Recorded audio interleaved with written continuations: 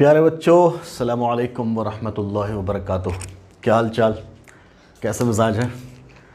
आज डिस्कस करेंगे हम लोग अपना टॉपिक केमिकल काइनेटिक्स में, that is rate constant and rate law. ठीक। अभी तक हम लोगों ने क्या क्या डिस्कस कर लिया? अभी तक हम लोगों ने छोटे छोटे टॉपिक्स जितने थे वो सब डिस्कस कर लिया। आज ये लास्ट टॉपिक है छोटा सा, है ना। उसके बाद हम लोग सीधा सीधा इंटीग्रल रेट लॉ में एंटर करेंगे। तो अभी तक हम लोगों ने डिस्कस कर लिया कि साहब रेट ऑफ रिएक्शन क्या होता, एवरेज रेट क्या होता, इंस्टेंटेनियस रेट क्या होता, ऑर्डर ऑफ रिएक्शन क्या होता है, मॉलिक्यूलैरिटी क्या होता है, डिफरेंशियल रेट लॉ लिखा था, उसी को आज हम लोग जो है फिर से लिखेंगे, है ना। और अब आई बात, सूडो ऑर्डर रिएक्शन भी पढ़ लिया था हम लोगों ने। So now we have to discuss rate constant. Clear? किसी भी जनरल रिएक्शन के लिए मान लो अपने पास कोई एक जनरल रिएक्शन है, मान लिया लेट ए गिविंग प्रोडक्ट, है ना। ऐसा कोई रिएक्शन है, मान लीजिए कि साहब यहाँ में ले लिया क्या, कोई कोफिशिएंट ले लिया ए। तो हम लोग क्या लिखते हैं इसके लिए? जो रेट लिखते हैं, differential rate law, that is rate is equal to क्या लिखते हैं हम लोग लिखते हैं 1/a, ये लिखा करते थे, है ना, under bracket minus dA upon dt। ऐसा ये होता था रेट का एक्सप्रेशन।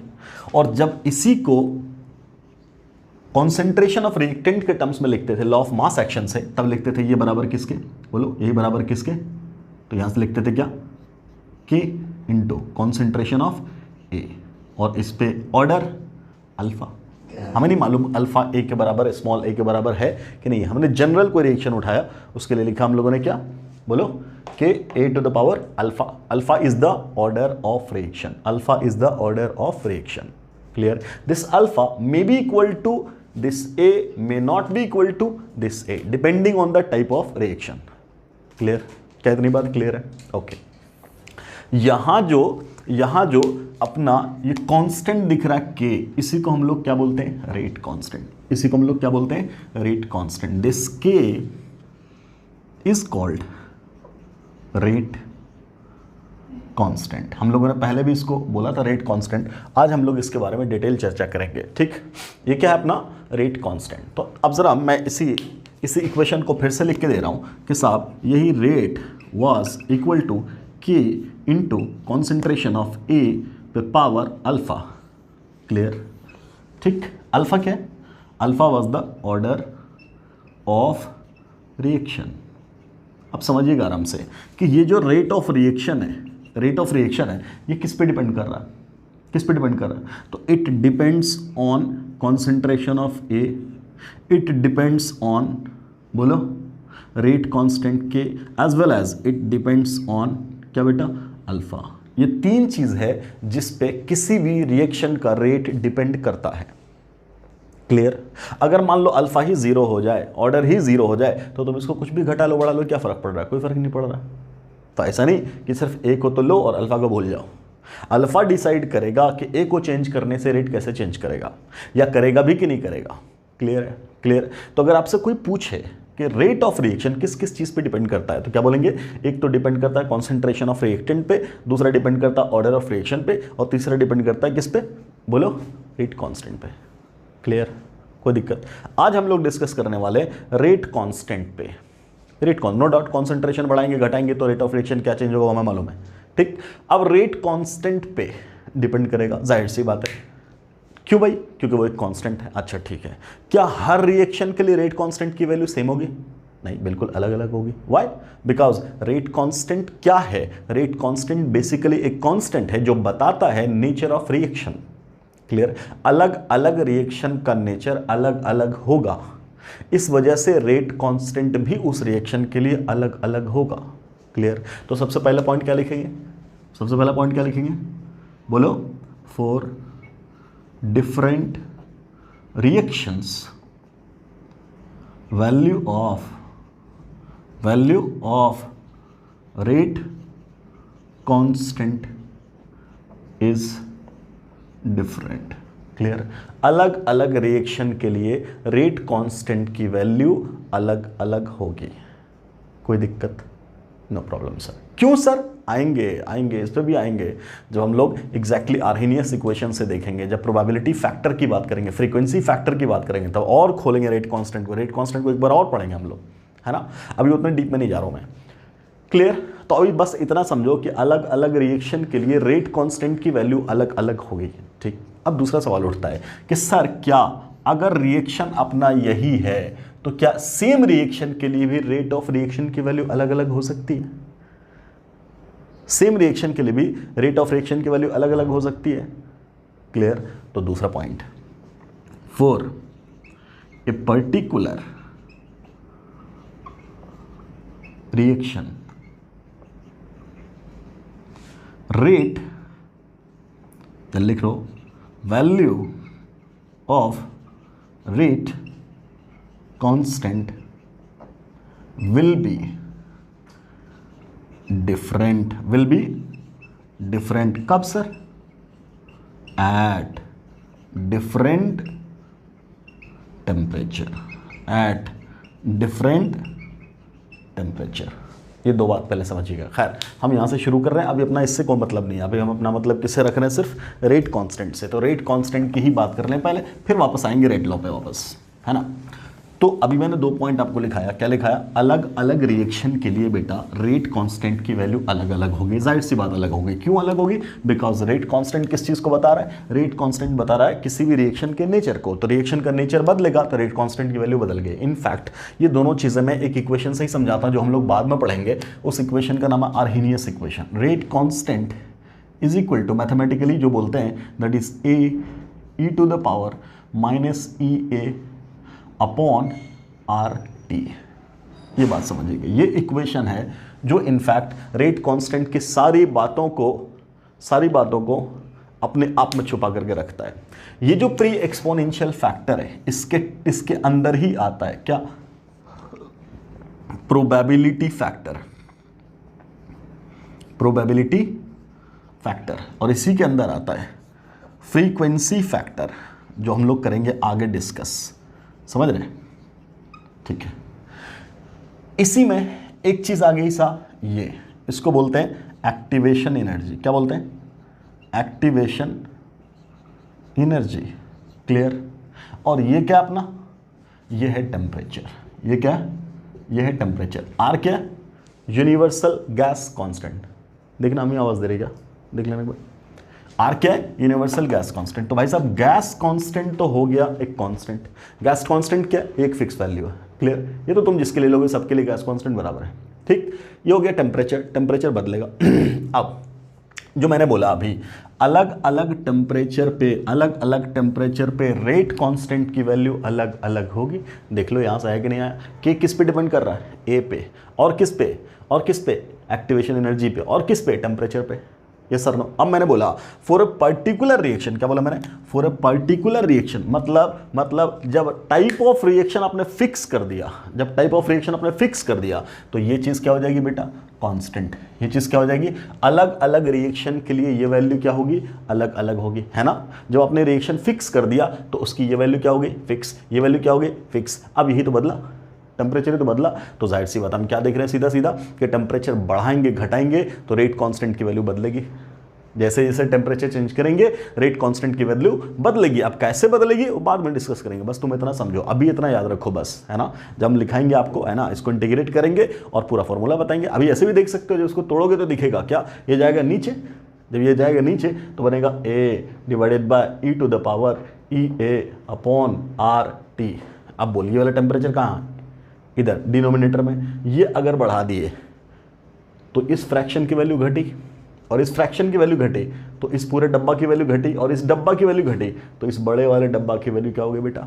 बोलो, बढ़ गए। तो क्या पता चला? टेम्परेचर को बढ़ाने से रेट कांस्टेंट की वैल्यू बढ़ती है। क्लियर? क्लियर। ठीक है। तो अभी क्या बोल रहे हैं? अभी ये जानो कि अलग अलग टेम्परेचर पे रेट कांस्टेंट की वैल्यू अलग अलग होगी बेटा। टेम्परेचर बढ़ाएंगे तो रेट कांस्टेंट की वैल्यू बढ़ेगी। क्लियर? तो क्या बोला? दो अलग अलग रिएक्शन के लिए रेट कांस्टेंट की वैल्यू अलग अलग होगी। एक ही रिएक्शन के लिए रेट कांस्टेंट की वैल्यू अलग अलग हो सकती है। Condition is that you have to change the temperature. At different temperatures rate constant of a particular reaction will have different values. How sir? According to this equation. Clear? जब इन सब के राज खोलेंगे तो आपको और बेहतर समझ में आएगा रेट कांस्टेंट, जो अभी का मुद्दा नहीं है। क्लियर? क्या इतनी बात समझ में आ रही है? ठीक। अब सर चूंकि रेट कांस्टेंट कहां इन्वॉल्व हो रहा है? रेट लॉ में। जब ये लिखा हम लोगों ने क्या लिखा? रेट इज इक्वल टू क्या? रेट कांस्टेंट इनटू क्या? रिएक्टेंट का कॉन्सेंट्रेशन पे पावर क्या? ऑर्डर। ये तो लिखा। तो हम बोल रहे हैं सर इस पे तीनों पे क्या हुआ? रेट ऑफ रिएक्शन डिपेंड किया। इसका मतलब क्या है? रेट कांस्टेंट पे भी डिपेंड कर रहा है। और रेट कांस्टेंट किस पे डिपेंड कर रहा है? टेम्परेचर पे। तो तुमसे जो बोला जा रहा है कि टेम्परेचर बढ़ाने से रेट ऑफ रिएक्शन बढ़ता है, क्यों बढ़ता है? बिकॉज रेट कांस्टेंट की वैल्यू बढ़ जाती है। क्लियर है? समझ में आ रही बात? क्या इतना समझ में आ रहा है? ठीक। अगर टेम्परेचर भी फिक्स कर दिया for a particular type of reaction, अगर आपने टेम्परेचर भी फिक्स कर दिया सर, अब रेट कांस्टेंट की वैल्यू बढ़ेगी घटेगी? तो इनफैक्ट अब आप तुम कर ही क्या रहे हो?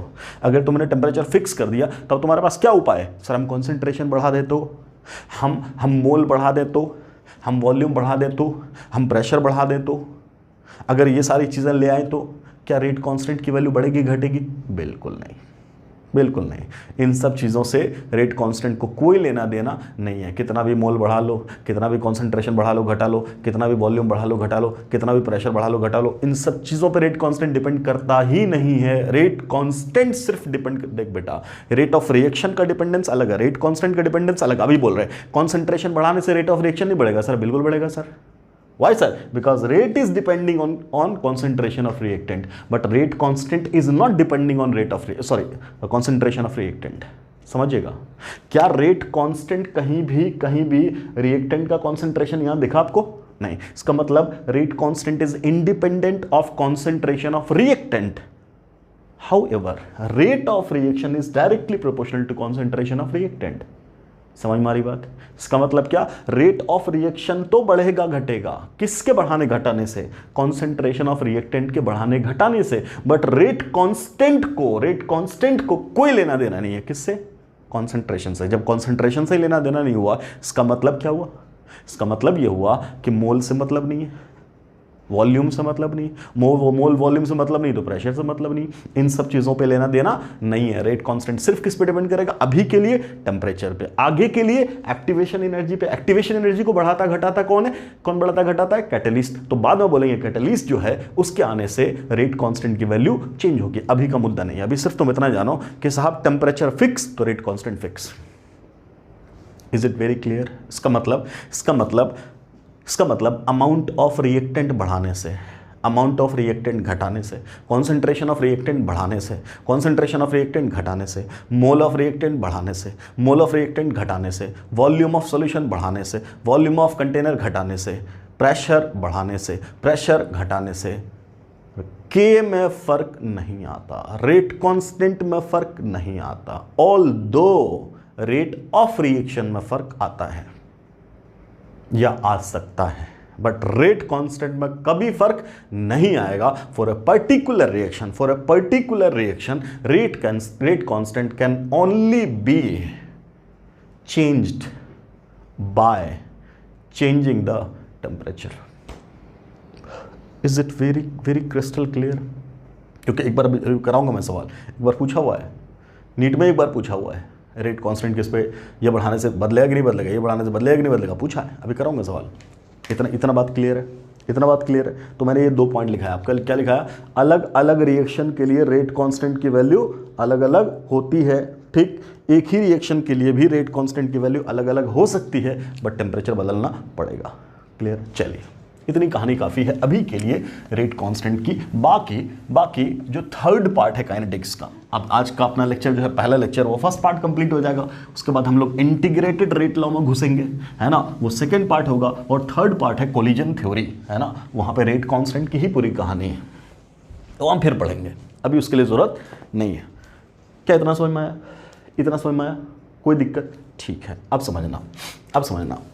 क्या बोला यार? मान लो कोई एक जनरल रिएक्शन है, क्या? ए गिविंग क्या बेटा?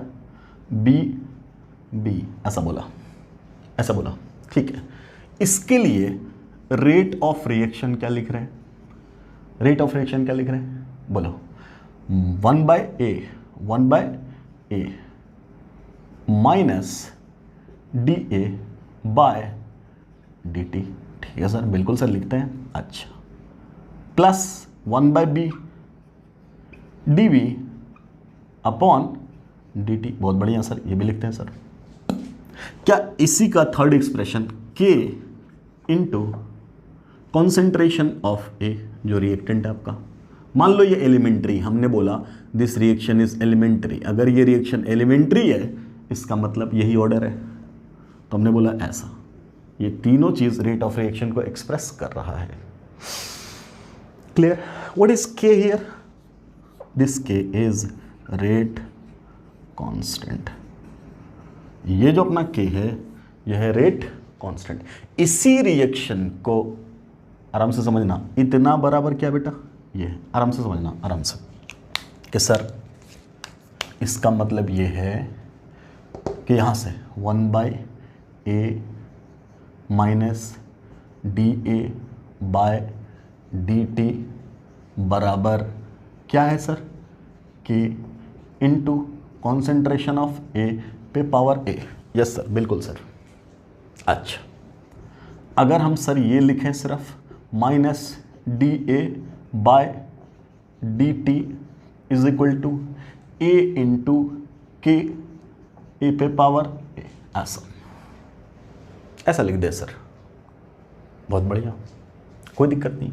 अगर मैंने इसको लिख दिया के प्राइम, ऐसा भी तो लिख सकते हैं कि ये कांस्टेंट, ये भी कांस्टेंट, एक नया कांस्टेंट बन गया k prime. So what is k prime sir?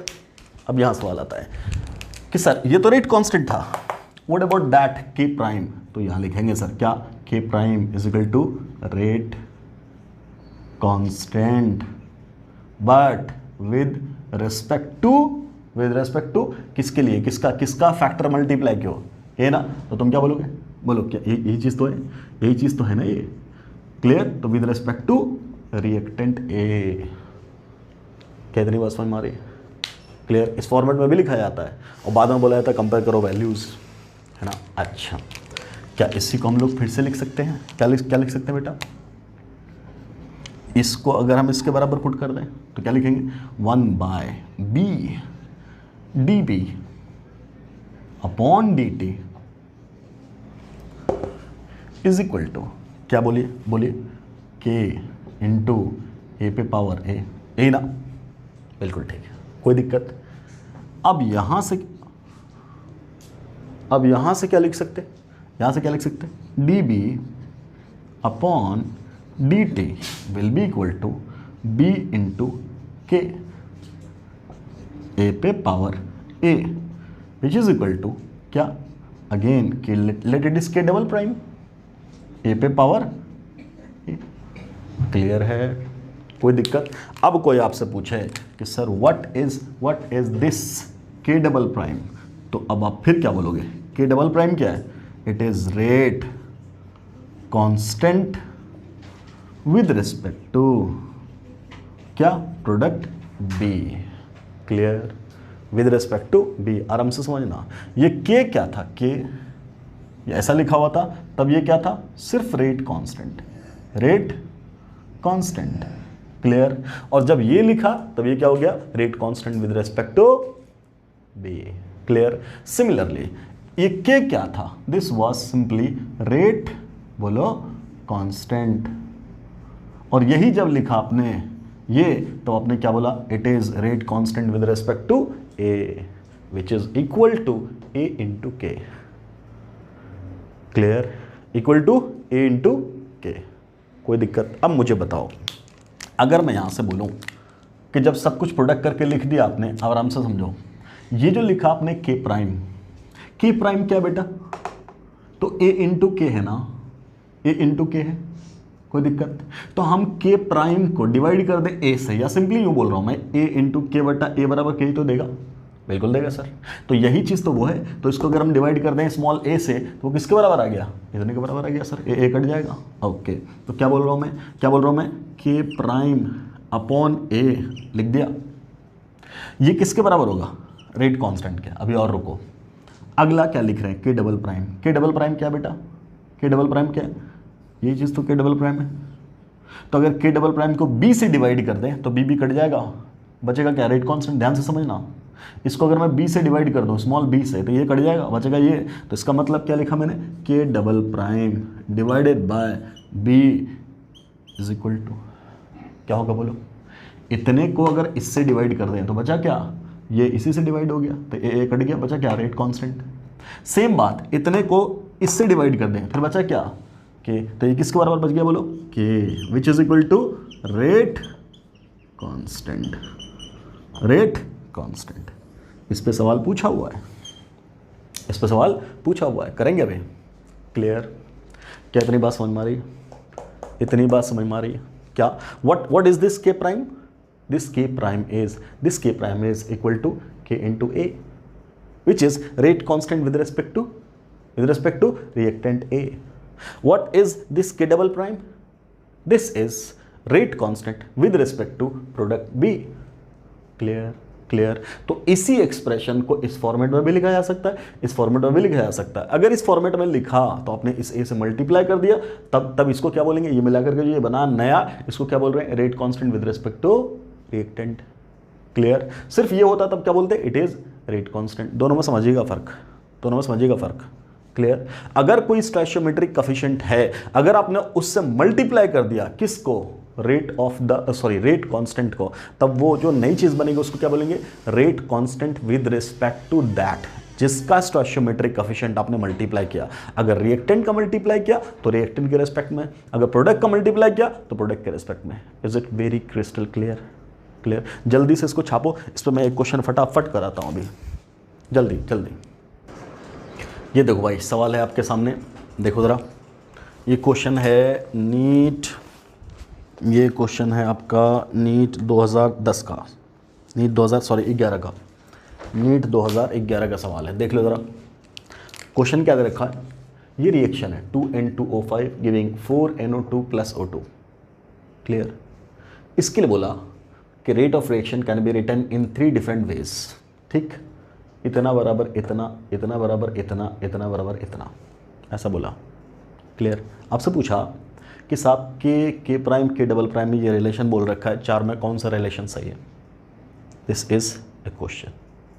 Clear, सबसे पहली बात, इस रिएक्शन के लिए अगर हमें रेट ऑफ रिएक्शन लिखना है तो क्या लिखेंगे बेटा, बोलो, रेट इज इक्वल टू, क्या लिखोगे, सबसे पहली बात क्या लिखोगे बोलो, यहाँ से माइनस या ऐसा 1/2 और under bracket minus dN2O5 upon dt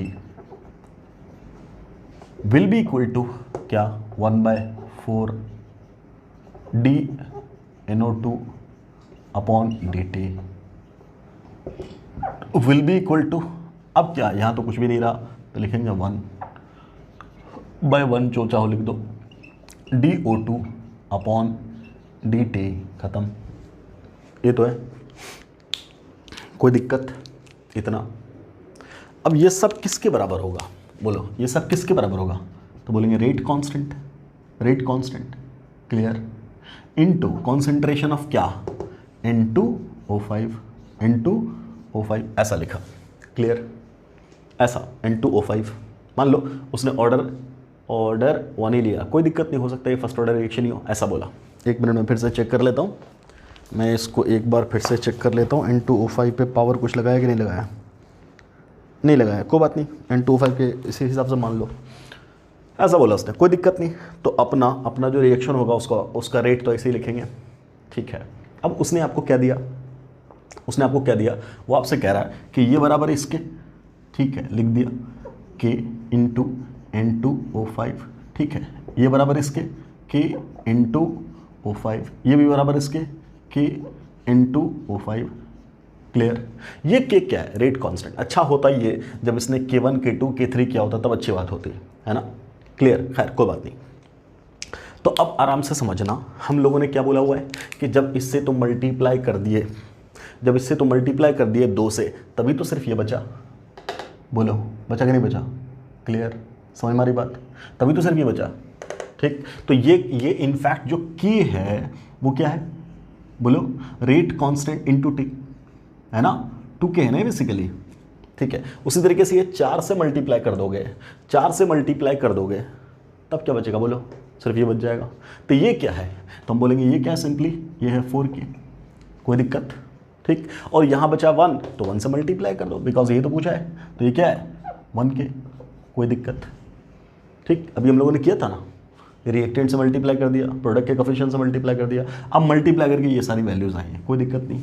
अब लिख रहे हैं क्या 2k अपॉन स्टोइचियोमेट्रिक कोफिशिएंट कितना बेटा उसका, बोलो कितना है, स्टोइचियोमेट्रिक कोफिशिएंट 2 इज इक्वल टू यहाँ क्या 4k, इसका स्टोइचियोमेट्रिक कोफिशिएंट कितना बोलो 4 इज इक्वल टू इसका 1k डिवाइडेड बाय इसका स्टोइचियोमेट्रिक कोफिशिएंट 1, ये ना।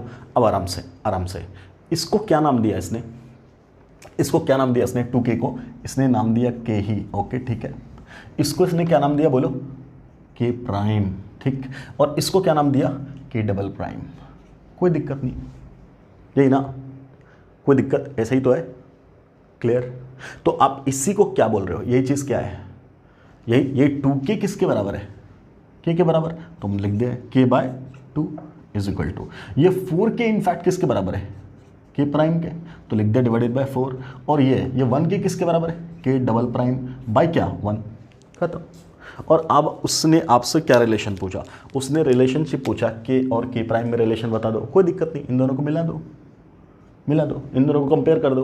तो क्या पूछा है k प्राइम, हाँ ठीक है, तो क्या हो जाएगा बोलो, ये चला जाएगा ऊपर 4/2 कट गया, तो यहाँ से इस रिलेशन से क्या निकला k prime will be equal to 2k, पहला। अच्छा, दूसरा पूछा इन दोनों में रिलेशन, इन दोनों में या किस में, k में सॉरी इन दोनों में रिलेशन, इन दोनों में, ठीक है, यहाँ से ले आओ, क्लियर। तो k प्राइम बराबर क्या आ जाएगा बोलो, k डबल प्राइम बराबर क्या आ जाएगा, ये तो पूछा k/2, खत्म।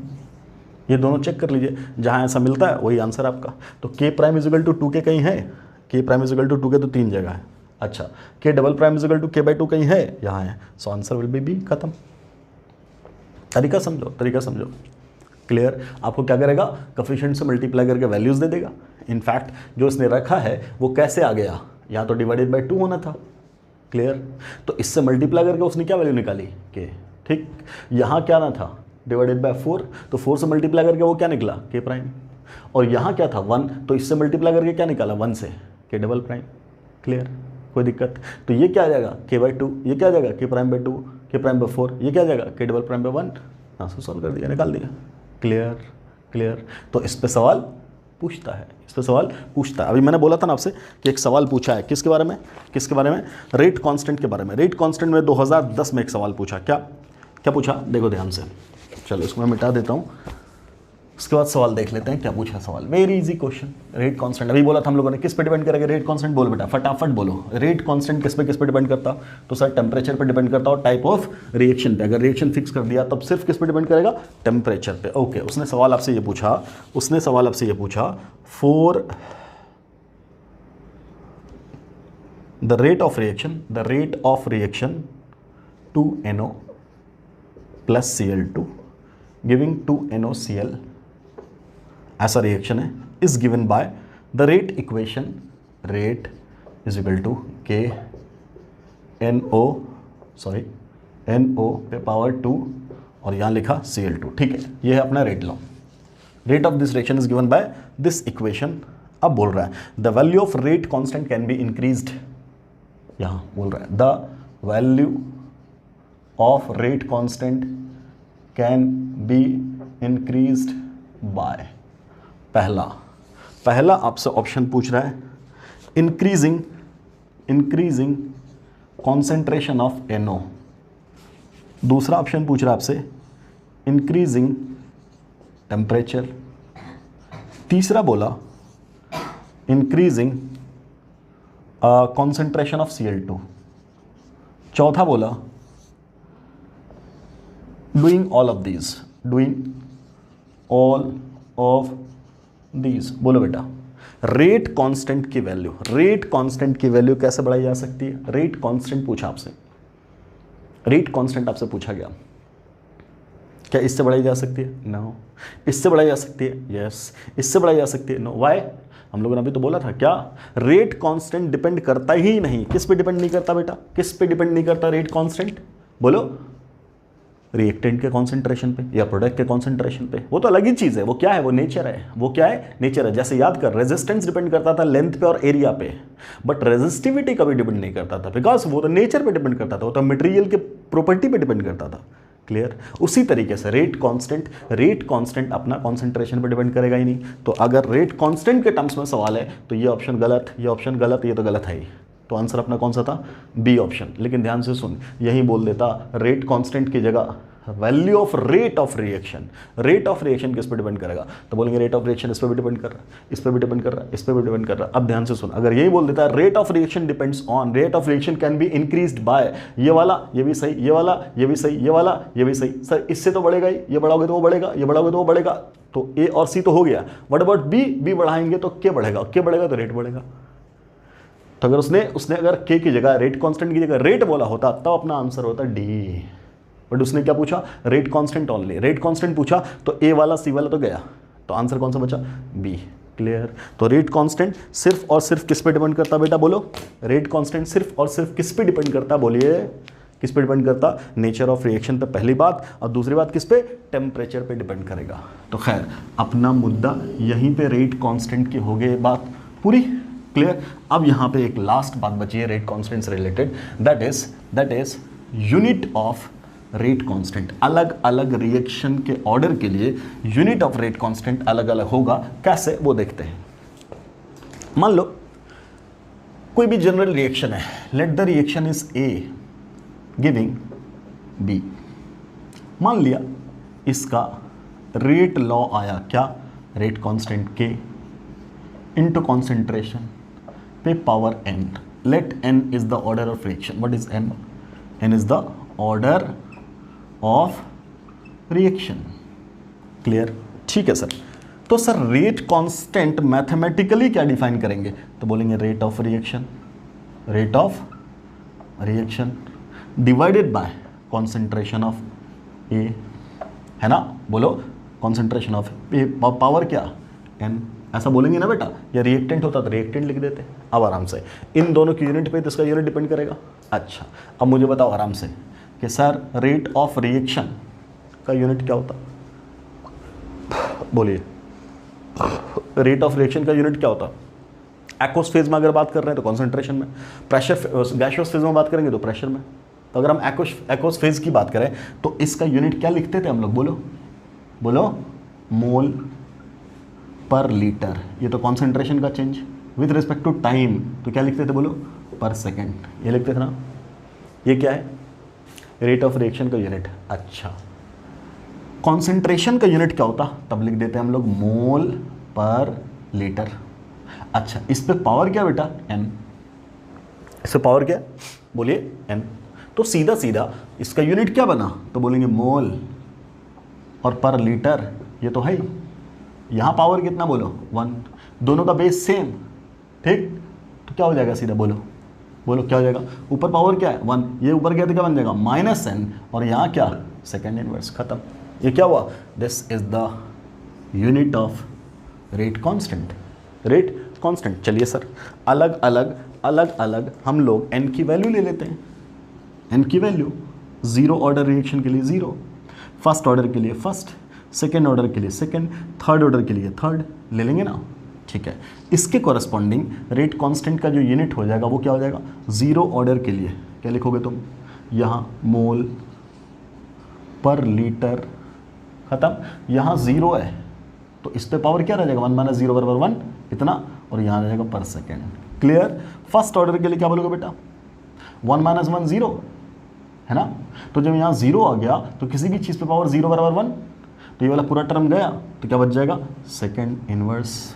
क्लियर। अच्छा सेकेंड ऑर्डर के लिए क्या बात करोगे, यहाँ क्या हो जाएगा, बोलिए बोलिए, मोल पर लीटर पे पावर 1 - 2 का मतलब क्या, -1, सेकेंड इनवर्स, ऐसा लिख लो। या इसी को तुम क्या लिख लोगे, बोलो लीटर पर मोल सेकेंड इनवर्स, जो बोल दो, कोई दिक्कत, ठीक है। What about third order, third के लिए यहाँ क्या हो जाएगा, -2, तो तुम क्या लिख दो, मोल पर लीटर पे पावर -2 सेकेंड इनवर्स, या इसी को क्या लिख दोगे, लीटर पे पावर 2 मोल पे पावर -2 सेकेंड इनवर्स, ये हो गया सर यूनिट। क्लियर? इजीली आप थर्ड फोर्थ जो ऑर्डर बोले आपसे उस ऑर्डर के लिए आप बहुत आसानी से कैलकुलेट कर सकते हो क्या, यूनिट। ठीक, तो पहली बात यह है कि डायरेक्टली यूनिट भी सवाल में पूछ दिया जाता, और दूसरी बात यूनिट ऑफ रेट कांस्टेंट बहुत ही इंपॉर्टेंट पॉइंट है, बहुत ही इंपॉर्टेंट क्लू है। कब? जब हम लोग इंटीग्रेटेड रेट लॉ का इस्तेमाल करेंगे ना, तब वहां बात आएगी। रेट कांस्टेंट तो दे दिया जाएगा बट आपको ऑर्डर ऑफ रिएक्शन बताया ही नहीं। जब ऑर्डर नहीं बताया तो हम फर्स्ट ऑर्डर वाला फॉर्मूला लगाएं, सेकेंड ऑर्डर वाला फॉर्मूला लगाएं, कि थर्ड ऑर्डर वाला फॉर्मूला लगाएं, कि जीरो ऑर्डर वाला लगाएं, हमें तो मालूम ही नहीं है सर। बट वो क्या बोल देगा कि रेट कांस्टेंट की जो वैल्यू है दैट इज 50 सेकेंड इनवर्स, ये देखते ही हम पकड़ लेंगे कि क्या है, order of the reaction is 1। Clear? Clear? अगर उसने सीधा बोला रेट कांस्टेंट की जो वैल्यू है वो है 100 क्या मोल पर लीटर पर सेकेंड, ये इसका मतलब क्या होता? इसका मतलब क्या होता? मोलरिटी। मोलरिटी का मतलब क्या है? और तुम क्या लिख सकते हैं? मोल पर लीटर लिख सकते हैं ना, और यहाँ पर सेकेंड ऐसे लिख सकते हो, कोई दिक्कत? तो मोल पर लीटर को मोलर भी लिखते हैं। ऐसा बोला 100 मोल पर लीटर पर सेकेंड, इसका मतलब क्या बेटा? ये तो यूनिट है, तो यूनिट से तुम फट से पकड़ लोगे। क्या पकड़ लोगे? Reaction is zero order, reaction is zero order. तो जो रेट कांस्टेंट का यूनिट है वो एक बहुत इंपॉर्टेंट टूल है, किस चीज़ के लिए? ऑर्डर ऑफ द रिएक्शन पहचानने के लिए, ऑर्डर ऑफ द रिएक्शन पहचानने के लिए। क्लियर? तो ये देख करके आप फटाफट पकड़ लोगे रिएक्शन का ऑर्डर क्या है, रिएक्शन का ऑर्डर क्या है। क्लियर? ठीक, समझ में आई बात? कोई दिक्कत? बोलिए, इतना क्लियर है? समझ में आ रहा है सब कुछ? तो आज हम लोगों ने क्या पढ़ा? आज हम लोगों ने पढ़ा रेट कांस्टेंट, और रेट कांस्टेंट का क्या इस्तेमाल है, रेट कांस्टेंट का क्या यूनिट है, अलग अलग ऑर्डर पे रेट कांस्टेंट का अलग अलग यूनिट होगा। क्लियर? इनसे रिलेटेड क्वेश्चंस अब आप आराम से बहुत सुकून से कर सकते हो ना? क्लियर? ठीक, तो रेट लॉ में किसका किसका इस्तेमाल होगा? कॉन्सेंट्रेशन ऑफ रिएक्टेंट का, ऑर्डर का और रेट कांस्टेंट का। इन तीनों चीज़ों पे डिपेंड करता है क्या? रेट ऑफ द रिएक्शन की वैल्यू।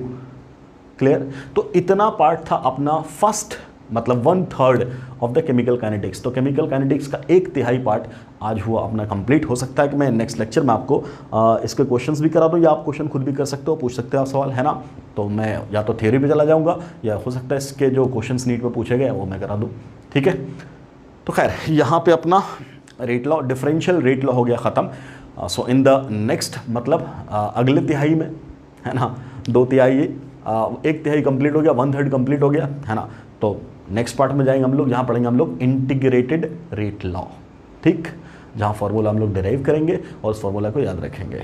उसमें zero order, first order, second order, nth order, ये सब पढ़ेंगे हम लोग। बट उसमें फर्स्ट ऑर्डर सबसे ज़्यादा इंपॉर्टेंट है। 95% क्वेश्चन फर्स्ट ऑर्डर से ही आज तक पूछा गया और पूछा जाता है, वो सबसे ज़्यादा इंपॉर्टेंट है, वहीं से सवाल पूछे जाएंगे। तो खैर यहाँ तक आप अपना कर लीजिएगा कंप्लीट, तो इनफ है इतना बात करना।